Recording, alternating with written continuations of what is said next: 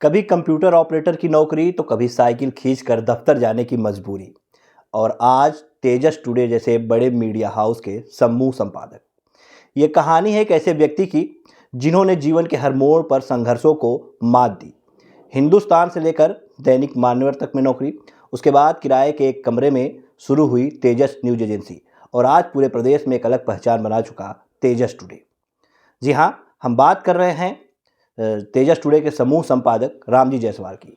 रामजी जायसवाल जी आज हमारे स्टूडियो में मौजूद हैं और आज हम इनसे बात करेंगे और इनसे जानेंगे कि कैसे एक छोटी सी शुरुआत को इन्होंने बड़ा मुकाम दे दिया और कैसे मुश्किल घड़ियों में भी इन्होंने इतिहास रचने का काम किया और अपने सपनों को साकार किया।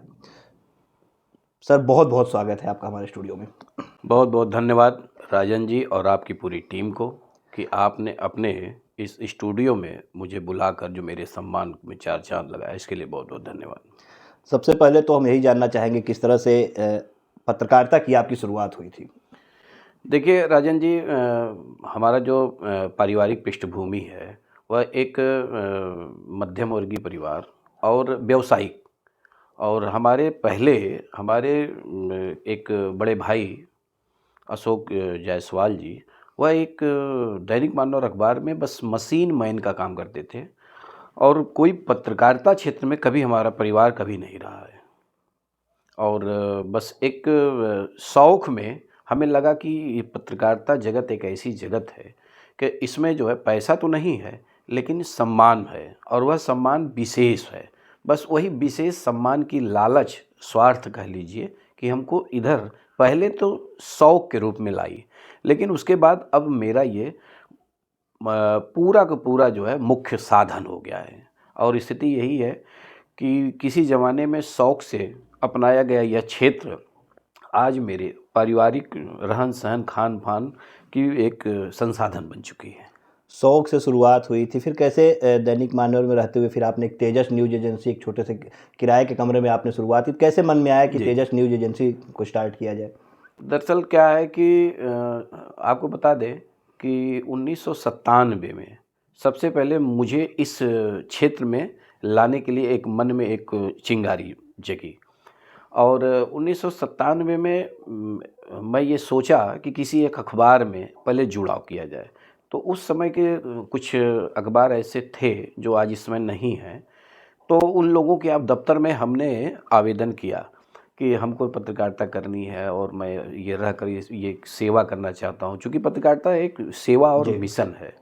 लेकिन कई लोगों ने अपने दरवाजे से मुझे लौटा दिया, लेकिन मन में लालसा थी कि नहीं, हम इस क्षेत्र में रहना चाहते हैं।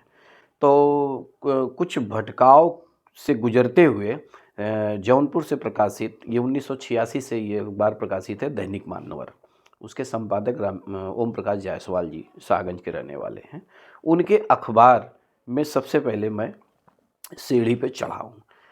तो उन्होंने कहा कि कुछ काबिलियत तो आपके अंदर है नहीं, अभी आप बहुत छोटे भी हैं, लगभग हमारी उम्र उसमें 18-19 साल लगभग रही होगी। तो फिर वहाँ से हमने कहा कि हमको पैसा नहीं चाहिए, हमको कुछ सीखने पढ़ने के लिए। तो हमको कंप्यूटर का कुछ ज्ञान था, तो उन्होंने कहा ठीक है, आप कंप्यूटर पे बैठकर आप देखिए कि खबरें कैसे टाइप होती है, पेज पे कैसे सेट होता है।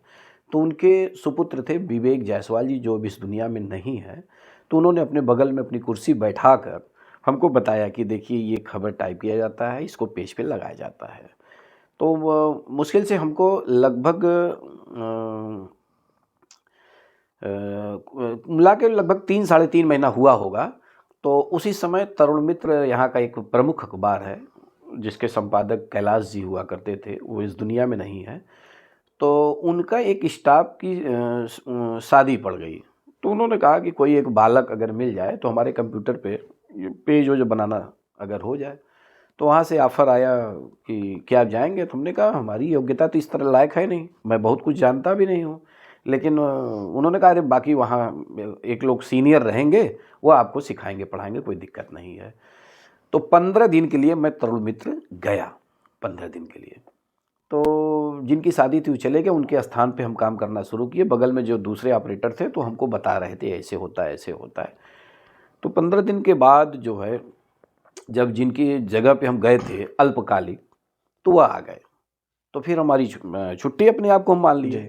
तो तत्कालीन संपादक महोदय और कैलाश जी ने कहा कि अगर आप करना चाहते हैं तो कर सकते हैं, चूँकि आप 3 साढ़े 3 महीना वहाँ सीखे ही हैं, 15 दिन यहाँ सीखे हैं और हमारे यहाँ आपके लिए खुला दरबार है, आप कर सकते हैं। तो हमको एक अच्छा ऑफ़र मिला। तो उन दोनों ऑपरेटर के बीच में बीच-बीच में हमको मौका मिलता था, तो हम अपना काम करते थे और हमको सीखने को भी बराबर मिलता था। तो लगभग हम वहाँ पे कुल मिला के 1.5 साल तक काम किए थे। 1.5 साल में काफ़ी निखार आ गई थी और तो कुछ चूँकि हम क्रिकेट के बड़े शौकीन हुआ करते थे, क्रिकेट खेलने के लिए हम खाना पीना भी छोड़ देते थे। तो हम क्रिकेट खेलने के लिए बिना बताए चले गए और जब आए तो संपादक जी ने कहा कि आप कहाँ गए थे? मैंने कहा कि मैच खेलने चले गए। कहीं अखबार है, ये कोई दुकान नहीं है, यहाँ नियमित होता है, अखबार बराबर छपता है। तो इन परिस्थितियों में हमने कहा कि तो हमसे तो ये नहीं हो पाएगा। फिर हम वहाँ से प्रणाम करके चले गए अपना। तो लगभग 15-10 दिन तक इसी तरह टहलते रहे।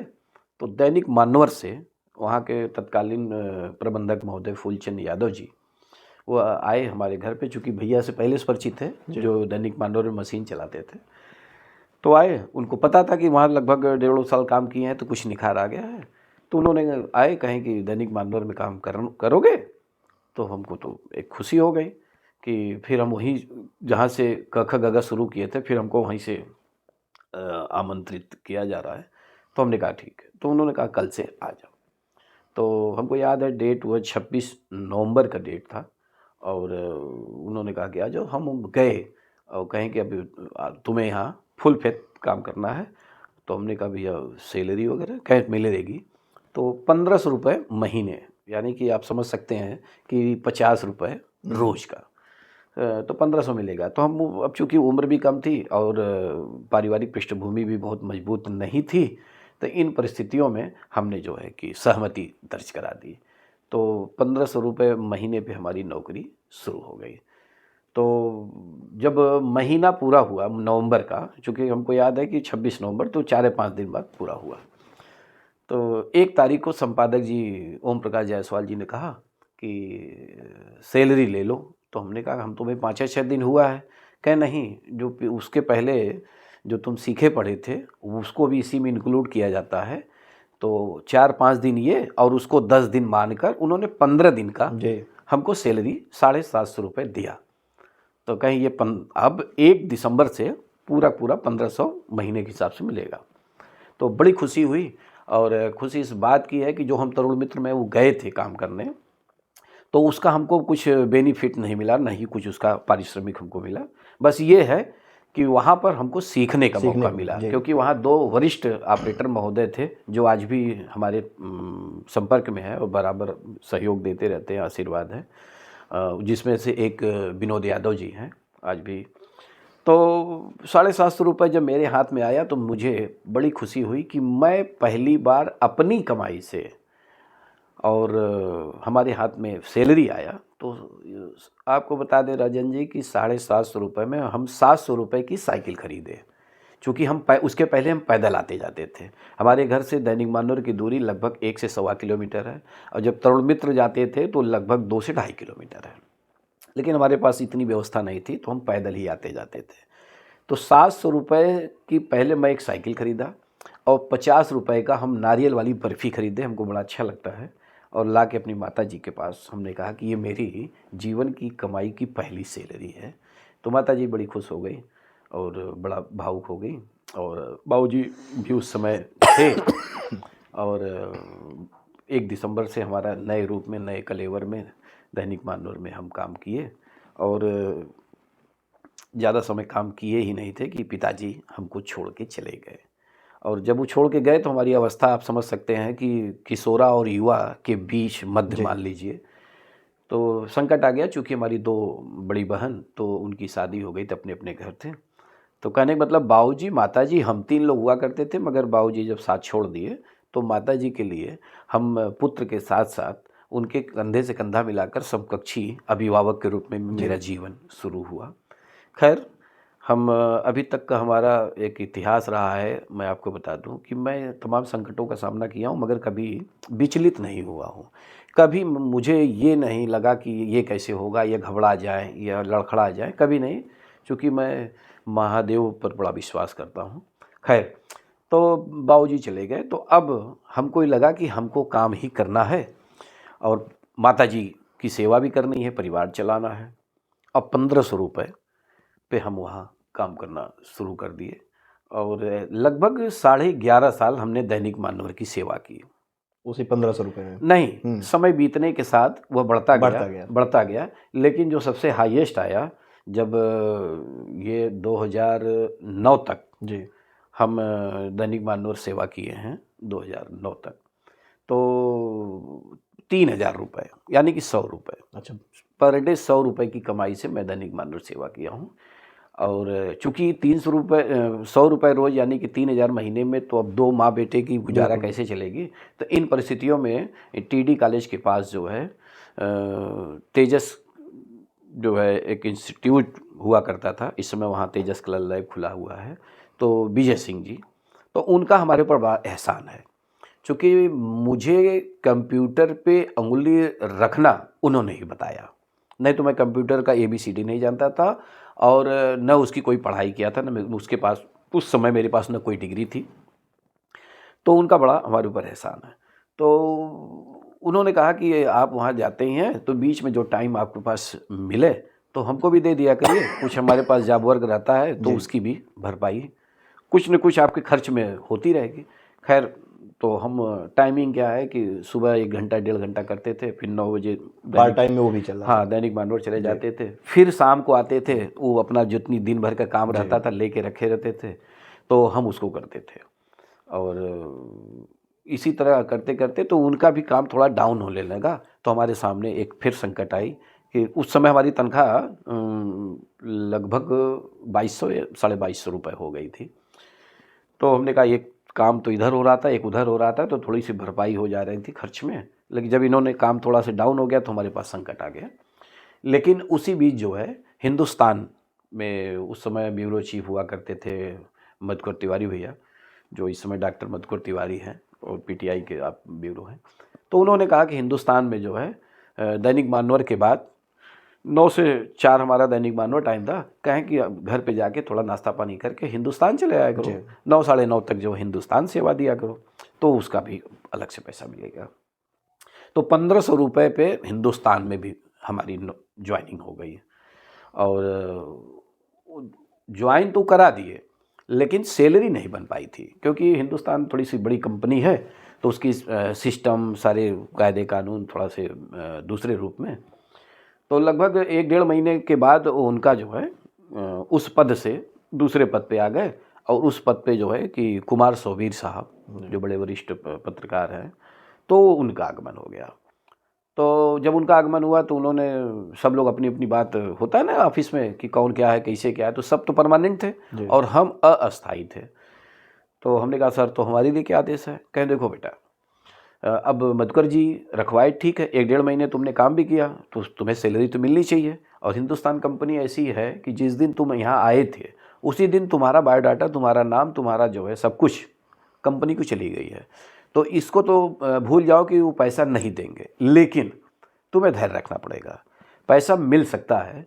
तो कुमार सोबीर साहब जो है कि बड़े जीवट व्यक्ति थे और बड़ी अच्छी पकड़ भी उनकी अपने हिंदुस्तान लिमिटेड कंपनी में। 6.5 महीना मैं बिना सैलरी के काम किया हूँ हिंदुस्तान अखबार में। लेकिन एक ही बात हमको अच्छी लगती थी कि कुमार सोबीर ने कहा कि जो पैसा मिलेगा, इतना तो तुम जानो, पैसा न मिले इसको भूल जाओ।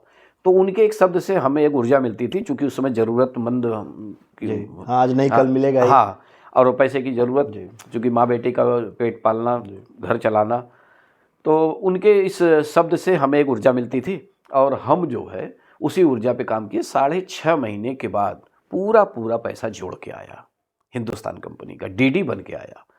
और आया तो हमें बड़ा अच्छा लगा। तो उसके बाद फिर हम कंटिन्यू काम किए।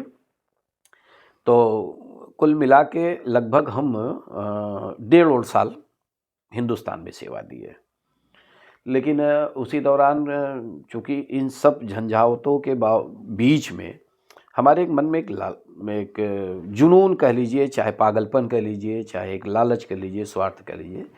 जैसे मैं आपको बता दूं राजन जी कि मैं 97 में एसएससी का एग्ज़ाम देने गया था। एसएससी बहुत बड़ी एक आयोग होती, आज भी है, कर्मचारी चयन आयोग। तो मैं प्री निकाला, मेन निकाला। इंटरव्यू में जब हम इंटरव्यू देने गए तो वहाँ जो है कि 7 प्रश्न हमसे किया गया, जिसमें से हम 3 उत्तर दिए, 4 नहीं दे पाए। तो जब बाहर निकले तो चपरासी का क्या हुआ, हमने कहा कि पता नहीं, बस ये क्या कोई सिफारिश नहीं है क्या। तो मन में ही आया कि सिफारिश क्या होता है, क्योंकि सिफारिश शब्द हमारे लिए कुछ नया था। तो कहे सिफारिश मतलब कि कोई अधिकारी परिचित हो तुम्हारा, या कोई एमपी एमएलए, कोई पैरवी हो आपकी। पैरवी। तो हमें लगा कि अच्छा उनसे कहलवाना पड़ता है। तो मन में क्या आ गया कि किसी दूसरे के यहाँ नौकरी करने के लिए और किसी से पैरवी करवाना, वो भी नौकरी के लिए, मालिक के लिए नहीं। भाई नौकरी में बड़ी मात्रा हटा दीजिए तो नौकर हुआ ना, तो मालिक तो है नहीं जी। तो मन में आया कि मैं कभी किसी के यहाँ नौकरी नहीं करूँगा। और बस वही जुनून, जब ये सब दैनिक मानवर, तरुण मित्र, हिंदुस्तान, तो हमने कहा अच्छा, उसी दौरान हम देखते भी थे कि ये इसमें से निकल के उसमें चले गए, उसमें से निकाल दिए गए ये। तो मन में आया कि कल हमारे साथ भी ऐसा हो सकता है, कल हम भी निकाले जा सकते हैं, अस्थाई नहीं है। तो मन में आया कि अपना स्वयं का कुछ करने की। तो उस समय जो आज ये सोशल प्लेटफार्म है, ये ऐसी कोई व्यवस्था नहीं थी। आपको बता दें कि उस समय जो है कि पहले जब पत्रकारिता की शुरुआत हुई थी तो खबर को लिखा जाता था और उसको एक लिफाफे में पैक किया जाता था और वह गाड़ी पे रखा जाता था। तो बनारस, इलाहाबाद जैसे जगह जाता था तो लिफाफा वहाँ उतरता था, तो फिर वह उसकी कंपोजिंग हाथ से होती थी, तब जाके अखबार छपता था। और फोटो अगर किसी के छपवाना होता था तो 3 दिन बाद छपता था। ये इस तरह की व्यवस्थाओं में कमी उस समय हुआ करती थी। फिर बाद में फैक्स आ गया कि यहाँ हम कागज़ पे लिखे, फैक्स कर दिए, वहाँ पहुँच गया और टाइप हो गया। फिर बाद में मेल आ गया जी। हाँ, तो मेल से जैसे क्या है कि लोग खबरें जो है कंप्यूटर से टाइप करके भेजते थे, तो उसको निकाल के होता था जी। तो हमको उस समय प्रमुख यही लगभग 8-10 अखबार थे। कुछ ऐसे अखबार थे कि जिनके जिला संवाददाता वगैरह, उनके पास संसाधन की कमी थी। संसाधन में से जैसे कि वो ऑफिस खोलें, कंप्यूटर लगाएं, फैक्स मशीन लगाएं, फिर ब्रॉडबैंड लगाएं, तब तो सारी व्यवस्था। इस तरह का जो आज हर मोबाइल नेट से जुड़ा हुआ है, उसमें नहीं हुआ करता था। मोबाइल का ज़माना ही नहीं था। तो इन परिस्थितियों में हम अपने मोहल्ले में एक हमारे मित्र हुआ करते थे, तो निःशुल्क वो अपने कमरे में हमको जगह दे दिए, कहें आप बैठो। तो हमारे मन में था कि अगर मैं एक कंप्यूटर ले लूँ और एक फैक्स मशीन ले लूँ और एक ब्रॉडबैंड लगवा लूँ, तो क्या है कि जगह जगह से खबर हम कलेक्ट करके हम कंप्लीट करेंगे। और जिनके पास संसाधन नहीं था खबरें कलेक्ट करने की और खबरें भेजने की अपने अपने मुख्यालय, तो उनकी हम सेवा करें, उस सेवा का फल में हमको मिलेगा। तो उस समय दैनिक जागरण, अमर उजाला, हिंदुस्तान और शायद आज जनसंदेश का जन्म नहीं था, और तरुण मित्र, दैनिक मानवर और राष्ट्रीय सहारा के अलावा किसी के पास कोई व्यवस्था नहीं हुआ करती थी।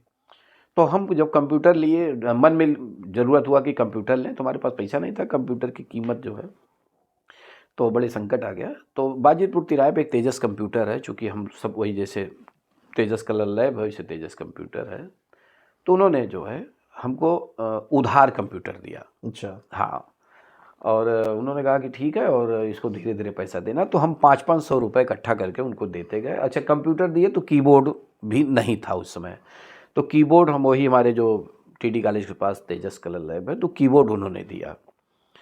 तो उनकी कीबोर्ड और वहाँ से कंप्यूटर खरीदे। और हमारे मोहल्ले में जो हमारे मित्र हुआ करते थे, संजय शर्मा जी, उन्होंने अपने घर में हमको निःशुल्क एक जगह दे दिया। तो वहीं से हम खबरों को जो है कलेक्ट करते थे, टाइप करते थे, अब उसके बाद रखते थे। तो जो जो हमसे टाई अप करते थे उनको हम खबरें भेजते थे उनके मेल पे। तो हमको जो है उसका पारिश्रमिक मिलता था 500 से लेके 800 रुपये तक। कोई 500 देता था, कोई 600, कोई 700, कोई 800 तक हाईएस्ट देता था। तो उस समय लगभग 10 से 12 ऐसे ब्यूरो हुआ करते थे जो संसाधन विहीन थे और मेरे भरोसे थे। तो उनको मैं जब खबरें भेजता था तो हमको मंथली देते थे। तो हमको कुछ जब मिलने लगा तो ये महसूस हुआ कि ये अच्छा चीज़ है। तो हमने फिर भारत सरकार से उसका रजिस्ट्रेशन करा लिया, क्योंकि हम जानते थे कि कोई भी चीज़ हो तो ऑथेंटिक बिल्कुल। होना चाहिए। तो तेजस न्यूज़ एजेंसी नाम से हम रजिस्ट्रेशन कराए। तो अब तेजस न्यूज़ एजेंसी हमारा एक ब्रांड हो गया। तो जब भी हम अपना परिचय देते थे तो न दैनिक मानव, न हिंदुस्तान, न तरुण अपना मित्र खुद का। अपना खुद के बताते थे कि तेजस न्यूज़ एजेंसी से रामजी जायसवाल बोल रहा हूँ। तो महादेव की कृपा से अब हमको बहुत जल्दी एक सम्मान मिलने लगा। उसका कारण यह है कि जिनका खबर हम भेजते थे वह हमारे साथ, उनका एक टीम मिल गई। बिल्कुल। फिर उस ज़माने में खबरें जब एक चलती थी तो उस खबर का जो है कि इतनी तेज़ जो है कि रिएक्शन होता था कि हर आदमी ढूंढता था, निवेदन करता था, कुछ धमकियाँ भी आती जाती थी। खैर, तो एक कंपनी मिल गई। तो जब हम लोग कहीं आते जाते थे तो साथ में आना जाना, और तेजस वाले, तो एक ब्रांड हो गया था। और बिल्कुल, यही मैं जानना चाहता, जैसे तेजस न्यूज़ एजेंसी के बाद फिर तेजस टुडे अखबार हाँ, जब आपका आरएनआई हुआ, जी तो जी। क्या आपके मन में ये था कभी कि हाँ, एक दिन ये ब्रांड बन जाएगा? नहीं, आपको बता दें कि जब 6 दिसंबर 2009 को हम ये तो तेजस टुडे का स्थापना दिवस है, लेकिन उसके लगभग 17 दिन पहले हमारे मन में ये आया कि जैसे तमाम अखबार हैं, जी, कुछ जी। अखबार ऐसे हैं जो बाहर के हैं और यहाँ उसके ब्यूरो लोग बने हैं अपनी अपनी। तो मन में आया कि क्या एक अखबार मैं अपना भी तो निकाल सकता हूँ। तो हम उसके लिए आपस में चर्चा पर चर्चा किए। तो चूँकि 2009 में हमारी शादी भी हो गई, तो संयोग अच्छा था कि जो जहाँ हमारी शादी हुई वह अखबार लाइन से ही जुड़े थे। अच्छा। वहाँ तमाम लोगों का अखबार छपता है, बनता है, आरएनआई, डीएबीपी, वो एक लखनऊ में हब हुआ करते थे। तो कुल मिला के चूँकि हमारे जीवन में एक नया मोड़ आना था, एक नई करवट लेनी थी, इसलिए ऐसे जगह शादी भी हो गई। तो हमारे ससुराल वालों का बड़ा योगदान है। हाँ, जिसमें से हमारे सास और ससुर ये, और हमारी धर्मपत्नी के मामा जी, इन तीनों लोग का बहुत योगदान है। तो खैर, तो जब 2017 दिन पहले तो हमने कहा क्या प्रक्रिया होती है। तो प्रक्रिया जब हमने पूछे, आज तो बहुत टफ हो गया टफ हो गया है जी। अखबार का हाँ, अप्लाई ही करना। जल्दी आरएनआई मिल ही नहीं पा रहा हाँ, आजकल।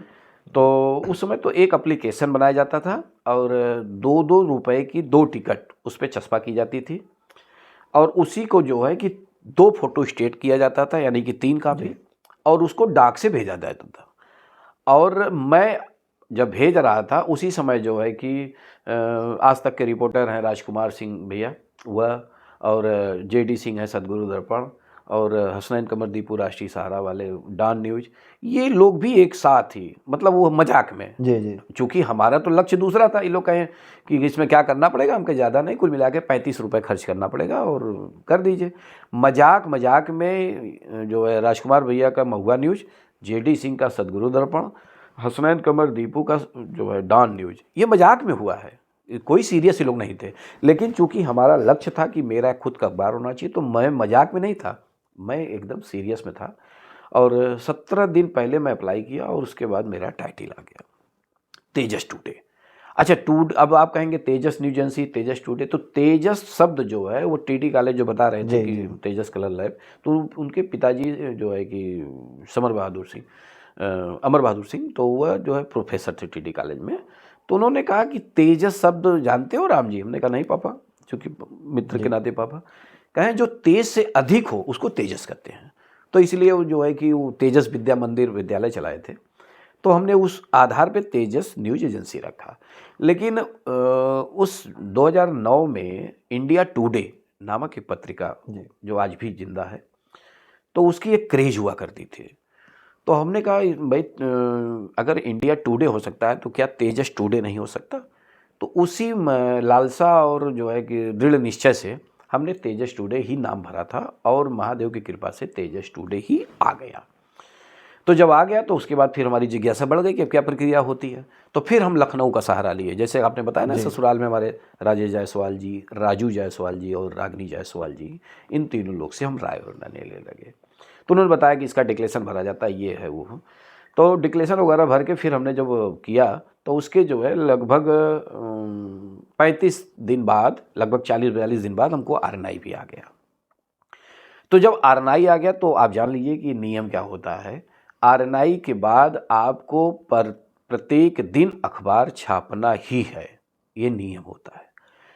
तो फिर हम लखनऊ सहारा लिए, तो उन्होंने कहा कि चलिए ठीक है, और इतने में अखबार पर डे छप जाया करेगा।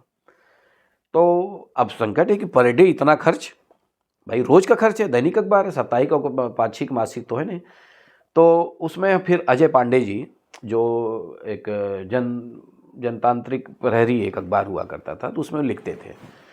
तो वो अखबार में इतना ज़्यादा वो लिखने लगे कि संपादक जो है कि बड़ा भयभीत हो गए। तो उन्होंने कहा कि भाई बहुत आप ज़्यादा लिखते हैं, इतनी भड़ास नहीं लिखना चाहिए, नहीं दिक्कत होती है। तो इन्होंने कहा भाई हमारी आदत है। तो न जाने क्या वो जनतांत्रिक प्रहरी अखबार बंद हो गया। तो अजय पांडे जी जो है कि थोड़ा निराश हो गए, क्योंकि वो लिखने पढ़ने वाले व्यक्ति को एक प्लेटफार्म चाहिए। तो हमसे कह रहे थे कि यार क्या करें, कोई दूसरा अखबार ले लें, चूँकि हमारे शुभचिंतक है। तो हमने कहा कि क्या दूसरा लेंगे, दूसरे दरवाजे जाएंगे, आपका तेजस टुडे का अखबार आ रहा है, आप उसी में काम करिए। तो उन्होंने हमारा हौसला बढ़ाया, अजय पांडे जी, जो आज भी तेजस टुडे के ब्यूरो चीफ हैं, उस जन्मकाल से लेके आज तक। तो उन्होंने कहा चलिए ठीक है, उसके लिए क्या करना पड़ेगा, हमको करना क्या पड़ेगा, पर डे कितना खर्च है, उस खर्च का आधा जो है आप अगर वहन करिए। तो कहें कि वहन मतलब कैसे करेंगे, हमको वही है कि कुछ विज्ञापन वगैरह अपना व्यवस्था करते रहिए।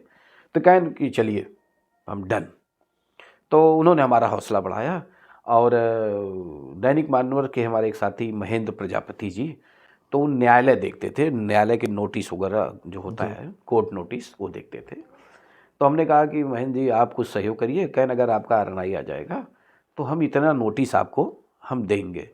तो हमारे मन में आ गया कि भाई इधर महेंद्र जी हमारी मदद करेंगे, महेंद्र प्रजापति जी न्यायालय कोर्ट से, इधर अजय पांडे जी जो है कि प्राइवेट विज्ञापन से। इन दोनों व्यक्तियों के हौसला बढ़ाने से हम एकदम टाइट हो गए कि नहीं, पर डे खर्च देखा जाएगा। तो ये दोनों जितना हमारा सहयोग करते गए, वो कहीं ना कहीं उस हमारे खर्च का आधे से कम तक ये लोग देते गए, और आधे से अधिक के लिए।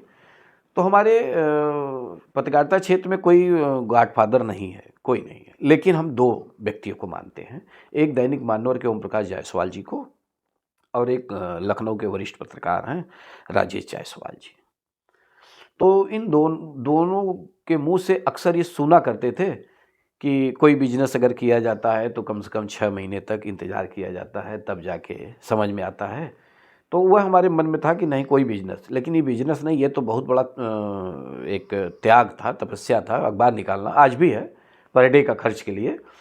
तो उसी दौरान एक हमारे गुरु, जिनको मैं आज भी अपना मानता हूँ, तो हम एक बार थोड़ा सा आधी नींद में सोए थे, तो उनकी आवाज़ हमारे कान तक आई कि ऐसा है, देखो बेटा, कोई भी व्यवसाय शुरू करने के लिए कम से कम 6 महीना प्रतीक्षा करना पड़ता है, तब जाके 7वें महीने में कुछ होता है। लेकिन अखबार व्यवसाय नहीं है, ये टोटल जो है लॉस होता है, इसमें टोटल नुकसान होता है। तुम्हें कम से कम जो है 5 से लेकर 9 साल तक प्रतीक्षा करनी पड़ेगी, तब जाके तुम इसका बेनिफिट उठा सकते हो। हमने कहा मिनिमम 5 साल, कहें हाँ 5 साल तक तुम्हारा नुकसान ही होगा, उसके बाद तब जाके तुम लेवल में आओगे, 9 साल के बाद तुम इससे बेनिफिट पा सकते हो। अब चूँकि एक जुनून था कि मेरा एक खुद का अखबार, मेरा वजूद, आने वाले दिनों में मैं इससे कहलाऊ जाऊँगा कि ये तेजस वाले राम जी, तेजस वाले, तो मन में हमने दृढ़ निश्चय किया। और 2 हमारे सहयोगी थे ही, हमने कहा अगर 2-4 और अगर बन जाते तो कुछ हमारा खर्च और हो जाता।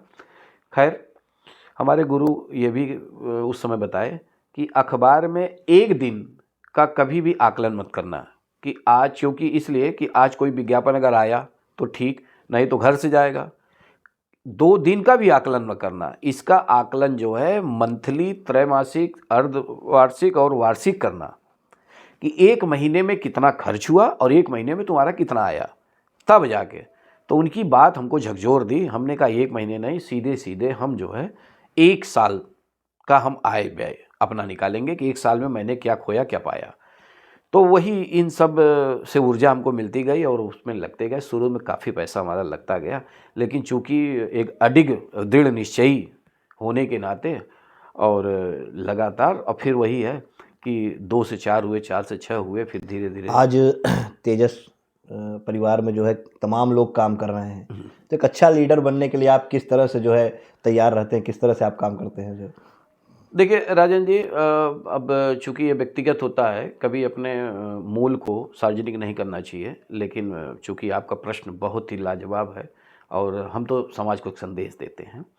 आपके साथ जुड़ा हुआ व्यक्ति को आप अपने से अधिक अगर आप सम्मान देंगे तो कोई भी आपको छोड़ के कभी नहीं जाएगा।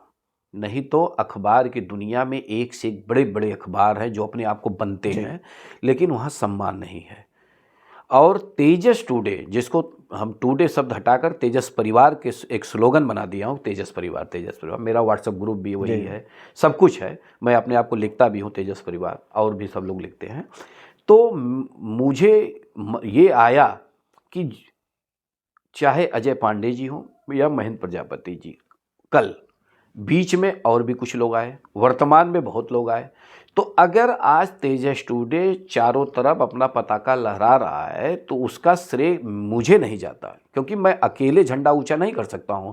तो उसमें जो है अजय पांडे जी, महेंद्र प्रजापति जी, रमेश चंद्र यादव जी, संजय शुक्ला जी, इस टाइप के शुरुआती हमारे साथी हैं कि ये सब लोग जा जाके, जैसे ये लोग कहीं जाते हैं, मैं तेजस टुडे अखबार से आया हूँ और हमारे संपादक रामजी जायसवाल हैं, तो ये लोग जगह जगह हमको जो है कि बहुप्रचारित किए हैं। अच्छा, उसका कारण है कि हमारे तेजस परिवार में जुड़ने वाले लोग, ये तो अब कुछ जूनियर आ गए, नहीं तो सब बड़े बड़े हैं। वैसे भी हमारे परिवार का संस्कार रहा है कि हम अपने बड़ों नहीं, अपने से छोटों का भी सम्मान करता हूँ, और खैर जितने हमसे जुड़े सब बड़े हैं, तो हम इनको बहुत अधिक सम्मान देता हूँ, कल भी देता था, आज भी देता हूँ।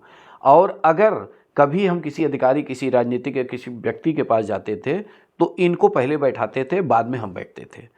तो इनको लगता था कि यार ये तो गजब के हमारे संपादक हैं, और मतलब ये मुखिया हैं, इनके बलबूते हम लोग समाज में जो है चारों तरफ झंडा ऊंचा करते हैं, एक अलग डंका बजाते हैं, लेकिन ये हम लोग को आगे कर देते हैं। तो कहीं ना कहीं वो प्रेम का जो धागा है वह हमको इनको बांध के रखा है, और नज़र न लगे जितने लोग हमारे साथ कल जुड़े थे वह लोग आज भी जुड़े हैं, और हमको पूर्ण विश्वास है कि ये अंतिम सांस तक जुड़े रहेंगे। अच्छा, इस बीच देखा जाए तो एक ऐसा कठिन दौर भी आया जब आपकी पत्नी विदिशा जी की तबीयत जो है ख़राब हुई।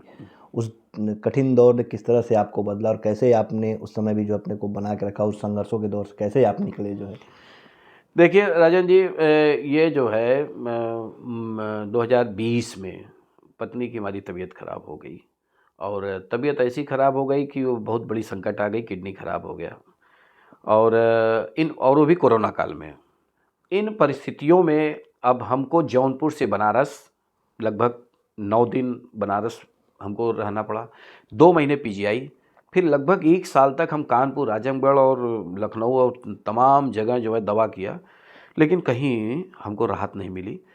और उसी दौरान जो है हमारे एक छोटे भाई हैं ओम प्रकाश जायसवाल जी, जो क्राइम ब्रांच में हैं, उनकी प्रेरणा से, चूँकि हमारे वो अच्छे शुभचिंतक हैं, उनकी प्रेरणा से हम अपनी पत्नी को अहमदाबाद ले गए एक व्यक्ति के माध्यम से, और लगभग 14 महीने तक मैं अपने व्यवसाय तेजस टुडे, घर, समाज, जौनपुर से एकदम दूर हो गया था।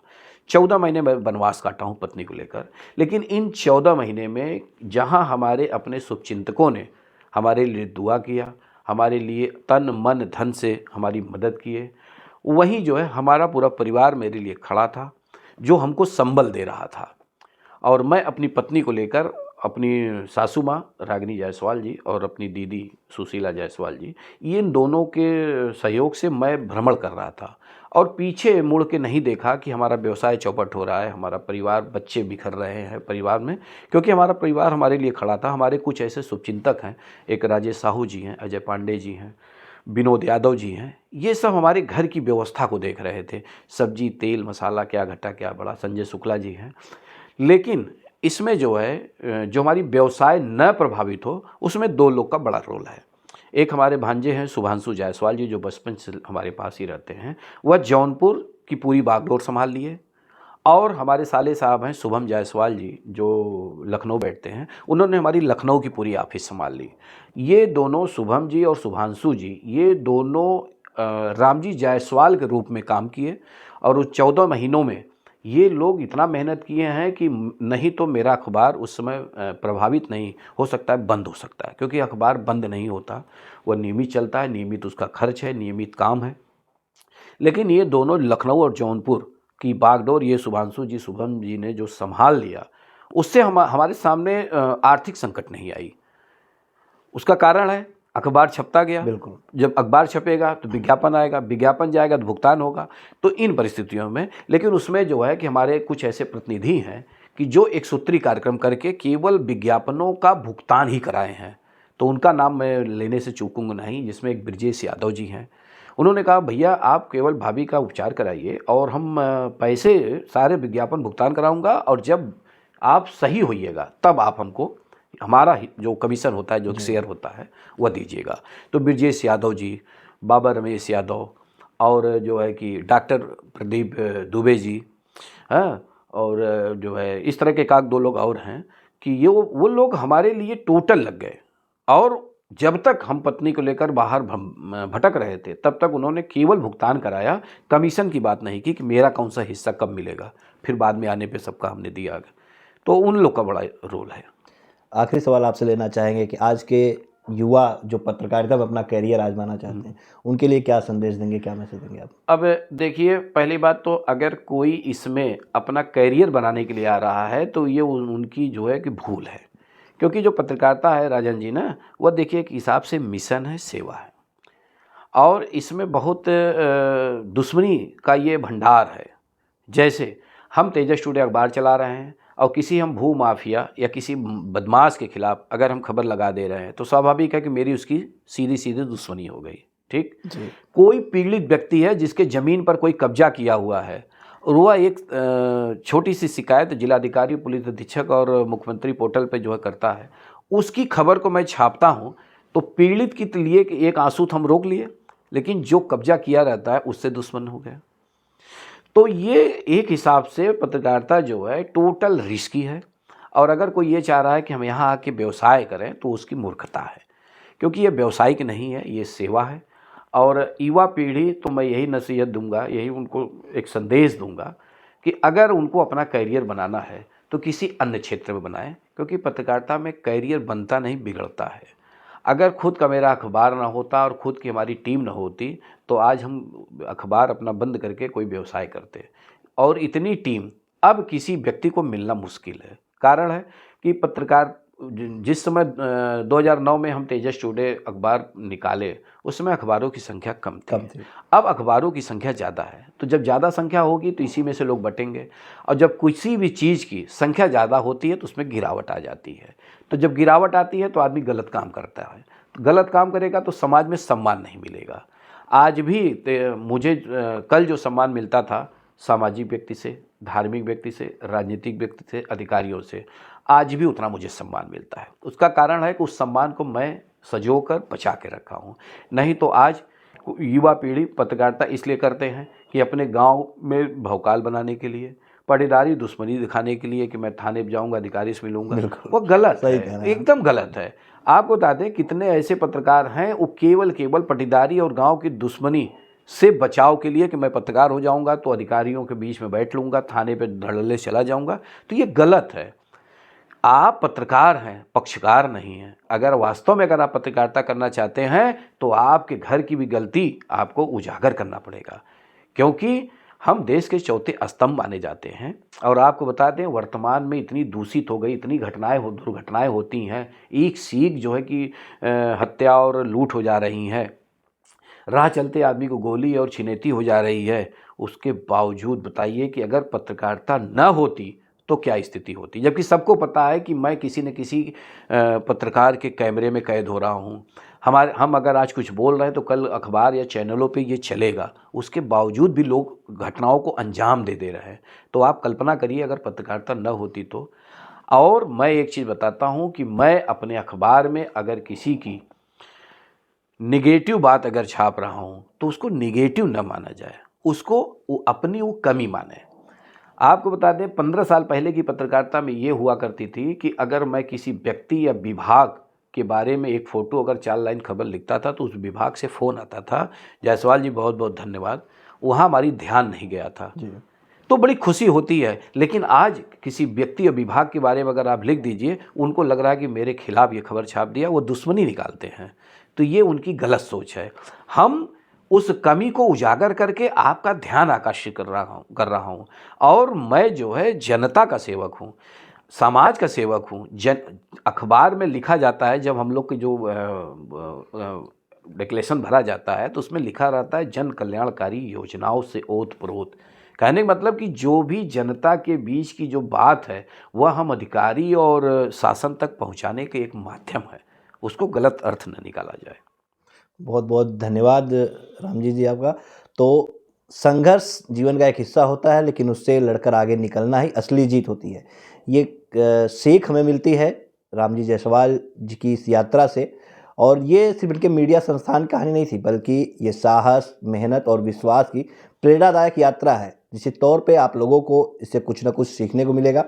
फिर मिलेंगे अगले एपिसोड में, तब तक के लिए धन्यवाद।